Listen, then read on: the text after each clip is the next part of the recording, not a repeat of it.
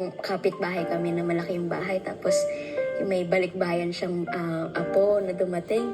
Nakipaglaro po ako, tapos medyo nasagi po yung vase. Ganyan na kaliit po yung nabasag. Nasabihan po ako na mas mahal pa yan sa buhay mo. So parang tumatak po yun sa akin na balang araw magsisipag talaga ako para hindi ako masabihan ng gano'n kasi Mas mahal pa yan sa buhay mo. ganun Ilan taong ka lang? Bago po ako mag-Itbulaga, mga 6 po, 5. Reminder yan sa lahat sa atin. Talaga. Na lahat ng mga simpleng salita natin sa isang bata, hanggang 20 years old dadali ng isang bata yun. Opo.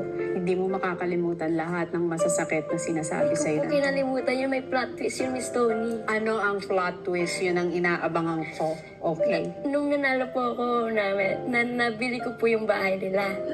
Oh my God!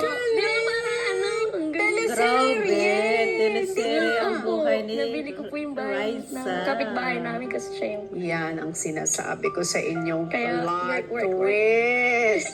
Huwag kayong mga api na mga bata dahil balang araw bibili nila yung bahay nyo. Yun ang plot twist. Ang dami mo nang nagawa sa buhay mo na nakaka-proud.